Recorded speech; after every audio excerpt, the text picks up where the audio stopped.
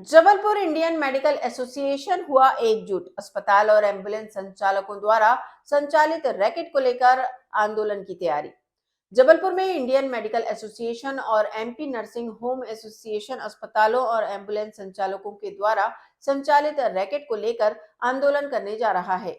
जहां Indian medical association के द्वारा पत्रकार वार्ता का आयोजन करते हुए पूरे मामले की जानकारी दी गई। जहां डॉक्टर अमरेंद्र पांडे ने बताया कि जबलपुर समेत पूर्व मध्य प्रदेश में एम्बुलेंस संचालकों और अस्पताल संचालकों का एक सिंडिकेट चलाया जा रहा है,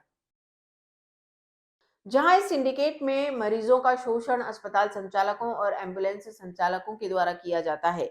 जहां मरीज को सरकारी या निजी अस्पताल से बिना मरीज की अनुमति के एम्बुलेंस संचालक अपने अस्पताल में भर्ती करते हैं। जहां यह पूरा खेल दलाली को लेकर चलता है। वहीं अस्पताल संचालक इलाज का भारी भरकम बिल मरीज के परिजनों को थमा देते हैं। जब मरीज के पास पैसे नहीं बचते तो उसे फिर सरकारी अस्पताल में भर्ती कर दिया जाता है।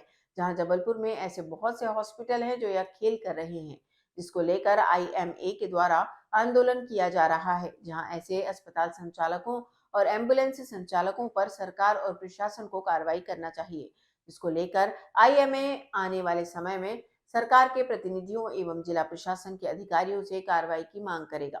वहीं आईएमए के द्वारा मरीज के परिजनों से भी अपील की गई है कि किसी प्रकार से एम्बुलेंस संचालकों और दलालों से बचें और किसी भी प्रकार के पैसे एम्बुलेंस चालकों और दलालों को ना दें।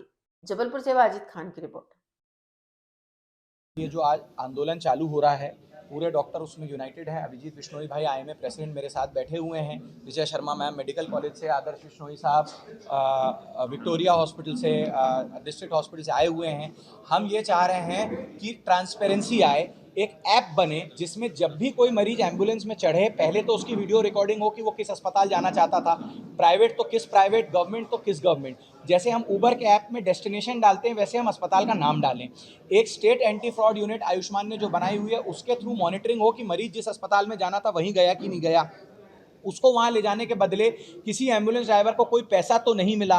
और सारे एमएलसी केस, सारे जो एक्सीडेंट केस हैं, अगर जबलपुर के बार बार एक ही कुछ चुनिंदा अस्पतालों में जा रहे हैं तो या तो उस अस्पताल को हम भारत रत्न के लिए नॉमिनेट करें कि वो सबसे अच्छा अस्पताल है, सब वहीं जा रहे हैं, और या हम ऐसा पता करें कि क्यों एक ही एक जगह अस्पताल में वो जा रहे हैं। तीसरा, जो ये एमएलसी केसों में बिलिंग हो रही है, जो बाद में बीमा कंपनी से लिया जाता है 3 गुना 4 गुना पैसा, उसका असर आम जनता पे पड़ रहा है क्योंकि आपके इंश्योरेंस प्रीमियम में उतना ज़्यादा आपसे पैसा लिया जा रहा है। तो ये जो एमएलसी वाली बिलिंग, फर्जी बिलिंग हो रही है, इस बिलिंग के ऊपर सरकार को नज़र रखनी चाहिए कि क्या सही बिल बने, ज़्यादा बिल बने, कम बिल बने।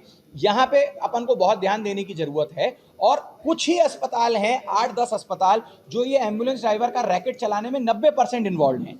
इन 8-10 अस्पतालों का डेटा आपको आराम से 1 महीने के सर्वेलेंस में मिल जाएगा कि कहाँ सारे मरीज बार बार एडमिट हो रहे हैं। और मेडिकल कॉलेज और डिस्ट्रिक्ट हॉस्पिटल से किसी भी मरीज को ऑपरेशन के 1 दिन पहले जो उड़ा लिया जा रहा है, गायब करके प्राइवेट अस्पताल ले जाया जा रहा है, इसको रुकना चाहिए। क्योंकि लालच देके, प्रलोभन देके मरीजों को प्राइवेट अस्पताल में एडमिट करके सरकारी अस्पतालों से शिफ्ट किया जा रहा है। ये पूरी प्रेस कॉन्फ्रेंस में हमने बोला। इसके लिए हम मुख्यमंत्री मोहन यादव साहब से भी मिलेंगे, हम अपने राजेंद्र शुक्ला साहब से भी मिलेंगे। अगर सरकार ने हमारी बात मान ली तो बहुत अच्छी बात है, नहीं तो हम हाई कोर्ट, आगे सुप्रीम कोर्ट का भी दरवाजा खटखटाएंगे। ये इंसिडेंट से शिवराज सिंह चौहान साहब के रिश्तेदार भी अछूते नहीं रहे, और अभी मोहन यादव साहब के अस्पताल उज्जैन में जो उनके नाम से चलता है, उस अस्पताल में भी ऐसे इंसिडेंट हुआ जो मैंने आपको प्रेस कॉन्फ्रेंस में बताया। तो जब मुख्यमंत्री के अस्पताल और मरीज सेफ नहीं है तो आम जनता का क्या होगा? इसीलिए हमने ये आंदोलन को आज लाया। क्या वजह है एम्बुलेंस वालों के खिलाफ आप लोग? हम कोई एम्बुलेंस वाले के खिलाफ नहीं है सर, हम का मरीज के साथ हैं। हम किसी एम्बुलेंस वाले के खिलाफ नहीं। बहुत कम्युनिस्ट एम्बुलेंस ड्राइवर हैं जो निस्वार्थ भाव से ये काम कर रहे हैं, वो मेरे भाई जैसे, मैं उनके साथ खड़ा हूँ। बट कुछ एम्बुलेंस ड्राइवर में भी 20-30% लोग हैं जो मरीज का घर बिकवा दे रहे हैं, सोना चांदी बिकवा दे रहे हैं, प्रॉपर्टी गिरवी रखवा दे रहे हैं। अब अगर हम इस पे आवाज़, और इस पे आवाज़ हम, मेरे मोबाइल, आप मेरे प्रोफाइल पे जाइए, अमरेंद्र पांडे, 2018 से मैं आवाज़ उठा रहा हूँ। 12 एग्जीक्यूटिव की मीटिंग हुई है, सारे अस्पतालों को वार्निंग्स दी गई कि आप ऐसा काम ना करें। और मैंने अपने और हमारे सारे एथिकल अस्पतालों के, नैतिक अस्पतालों के बाहर अब बोर्ड लगा दिया है कि यहाँ किसी भी एम्बुलेंस ड्राइवर या दलाल को 1 रुपए का कट या रेफरल नहीं दिया जाता। और मैं सारे अपने मेंबर्स को संदेश दे रहा हूँ कि आप अपने अस्पताल के बाहर ऐसा बोर्ड लगाएं। कहीं ना कहीं सरकार को इसमें टीम बनानी चाहिए। सरकार ही सब कुछ कर सकती साहब, हम तो एडवाइजरी बॉडी हैं, रेगुलेटरी बॉडी तो सरकार है, हम तो नतमस्तक होकर सरकार के सामने जा रहे हैं। और आप जो हमारे पत्रकार बंधु हो, जो चौथा स्तंभ है डेमोक्रेसी का, आप हमारी ताकत बनोगे, आप हमारी आवाज बनोगे, इसलिए हमने ये प्रेस कॉन्फ्रेंस रखी। समस्याओं का हल करेंगे।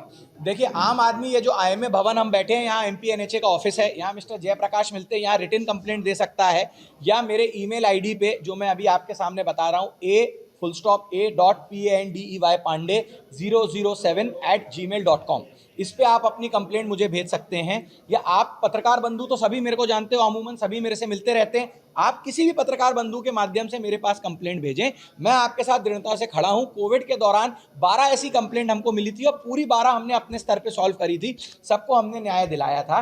तो हम आपके साथ पूर्णतः खड़े हैं, लेकिन हम ये मरीज के हित में कर रहे हैं। यहाँ जितने डॉक्टर्स बैठे हैं, second generation, third generation doctors हैं, हमारे ऊपर कोई EMI नहीं है, हमारे कई साल पुराने अस्पताल हैं, हमें ये सबसे कोई प्रॉब्लम नहीं हो रही। मगर हम ये देख रहे हैं कि जो नए नए अस्पताल खुल रहे हैं, मोस्टली जो नॉन डॉक्टर रहे हैं, जो डॉक्टर द्वारा संचालित नहीं है, मोस्टली, मैं हर एक की बात नहीं कर रहा, वहां पे ये चीज हमें ज्यादा देखने को मिल रही है। तो उनको भी हमने कई वार्निंग लेटर दिया। अब आपके माध्यम से फिर समझा रहे हैं, सरकार को सिस्टम बनाना पड़ेगा। देखिए, जैसे आयुष्मान भारत आया तो गरीबों का शोषण बहुत हद तक रुक गया, क्योंकि एक इंश्योरेंस स्कीम तो आ गई, उसमें भी कमजोरियां हैं जो धीरे धीरे ठीक होंगी, बट एक लेवल तो आया।